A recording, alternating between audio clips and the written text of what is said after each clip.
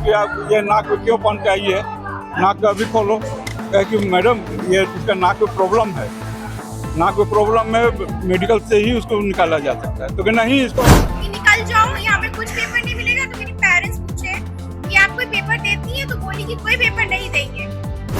यहाँ नहीं पढ़ सकती है, ऐसा लड़की यहाँ पढ़ने लायक नहीं है। ये एक नोज रिंग की वजह से मुझे निकाला गया, ऊपर से मेरे साथ बहुत बदतमीजी से बात किया गया ना पेपर के, मुझे बस कॉलेज से निकाल दिया गया।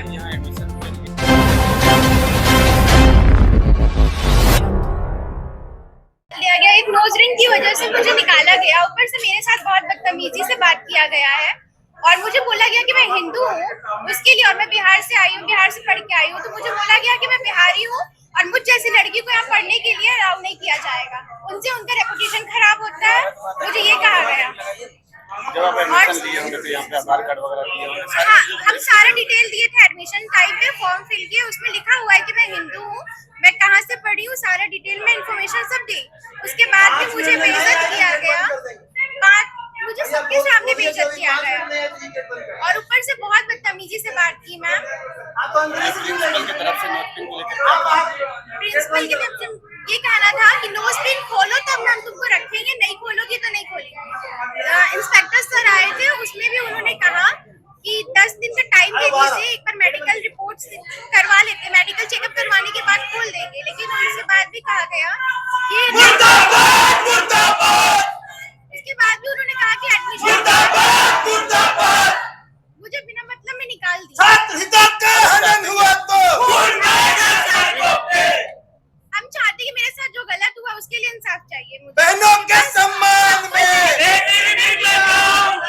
मुझे इंसाफ चाहिए सिर्फ ये, मेरे साथ गलत हुआ, मेरी इतनी बेइज्जती हुई, उसका रिस्क लेंगी। बाई चांस मुझे अभी एडमिशन नहीं मिलेगा तो मेरा 2 साल बर्बाद होगा, उसका रिस्क कौन लेगा? प्रिंसिपल लेती है उसकी जिम्मेवारी। मेरी इतनी बेइज्जती हुई, ऊपर से मेरा मेडिकल कंडीशन भी ठीक नहीं है था, मैं रिपोर्ट दिखाई, उसके बाद भी मुझे निकाला गया, मेरी इतनी बेइज्जती, मुझे इंसाफ चाहिए। और हम क्लास में बोले, इतना ही मैम को बोला गया कि मैम आप मेरे क्लास में, मैं सेक्शन ई में हूँ और मुझे बोला, मैं बोली कि जाके एक बार चेक कीजिए, तो उसमें मुझे बोलती है कि मैं प्रिंसिपल से बदतमीजी कर रही हूँ। उसके लिए मुझे बहुत धमकी दी कि निकल जाओ, यहाँ पे कुछ पेपर नहीं मिलेगा। तो मेरे पेरेंट्स पूछे कि आप कोई पेपर देती है, तो बोली कि कोई पेपर नहीं देंगे। फिर भी बिना पेपर के मुझे बस कॉलेज से निकाल दिया गया। यहाँ एडमिशन के लिए हुए कितने दिन हो गया? एडमिशन यहाँ 11 को लिए थे।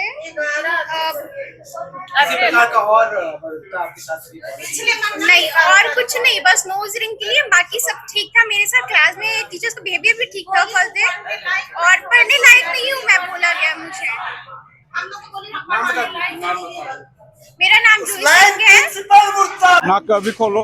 कहे कि मैडम ये इसका नाक में प्रॉब्लम है, नाक में प्रॉब्लम में मेडिकल से ही उसको निकाला जा सकता है। तो कि नहीं इसको अभी निकाल के आना पड़ेगा, और नहीं तो जब तक नहीं निकालेगी तब तक हम अलाउ नहीं करेंगे। तो कहे कि तब क्या करें? तो कि नहीं यहाँ नहीं पढ़ सकती है, यहाँ नहीं पढ़ सकती है, ऐसा लड़की यहाँ पढ़ने लायक नहीं है। अभी आप लोग क्या कुछ चाह रहे हैं? हम इंसाफ चाह रहे हैं। किस तरह से इंसाफ चाह रहे हैं? ये इसका 2 साल अभी जो बर्बाद होगा उसका क्या होगा? प्रशासन की तरफ से क्या कुछ कहा जा रहा है? ये हमको शक है कि अगर इसमें फिर से अगर हम पढ़ाएंगे तो हो सकता है कि भविष्य में इसको पास ही नहीं करने दिया जाए, पास भी नहीं करने दिया जाए। तो ऐसे स्कूल में हम मैंने 10 साल तक तो नहीं पढ़ा सकते हैं। हम चाहते हैं कि प्रशासन जो है तो कहीं इसका जो है तो दूसरे स्कूल में इसको करा दिया जाए। ठीक, मेरा नाम ललित मोहन शर्मा है। हम यहाँ धर्म का, जाति का, कैरेक्टर का क्या बात आ जाता है? बहन का नोज पिन वो पहनी हुई थी, वो नोज पिन को वो मेडिकल इशू भी बताई कि मैम मेरा मेडिकल इशू है, जब मैं डॉक्टर से अपने परमिशन ले लूँगी उसके बाद हम इसको कटवा देंगे, उसका गांठ बन गया अंदर, ठीक है। तो उसके बाद प्रिंसिपल नहीं तुम अभी खोलो, अभी अगर नहीं खोलोगी तो उसके बाद आपको हम लोग रेस्ट्रिकेट कर दिया जाएंगे। 20 दिन से ये बच्ची लगातार उर्सलाइन कॉलेज का चक्कर लगा रही है कि मैम मेरा मेडिकल इशू है, मेडिकल इशू है, लेकिन यहाँ के जो प्रिंसिपल है कान में रुई डाल के बैठे हुए हैं और इस मैटर को सुनने का नाम ही नहीं ले रहे। इस वजह से बच्ची भी बहुत परेशान हो रही है, साथ साथ उनके पेरेंट्स भी बहुत परेशान हो रहे हैं। और उनको ये भी चीज़ बोला जाता है कि आप बिहारी हो, आप हिंदू हो। तो इस प्रकार से घटना जो यहाँ हो रही है, तो जब हम कॉलेज में शिक्षा का मंदिर है तो शिक्षा का मंदिर को हम लोग जातीय या हिंदू या धर्म से क्यों जोड़ रहे हैं? आखिर बच्चे को जो है नोट पहनने से मना क्यों किया जाता है?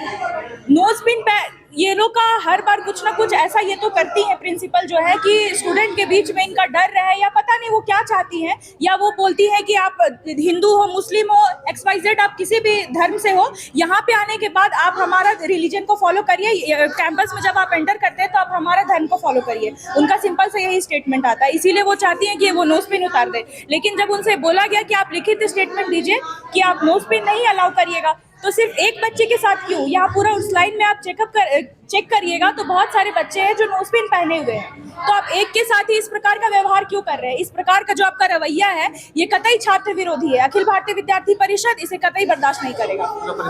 दिशादित्य, केंद्रीय कार्य समिति सदस्य, अखिल भारतीय विद्यार्थी। दिया गया है ऐसा उस लाइन निर्णय लिया है, पर ये होने नहीं देगा विद्यार्थी पर। सबसे पहले इस बात को हम कटाक्ष करते हैं। दूसरी बात कि हमारी बहन जूही सिंह चुटिया निवासी, उसको यह कह करके उस लाइन स्कूल आज निकाल रहा है कि वो नाक में नथनी नहीं पहन सकती है।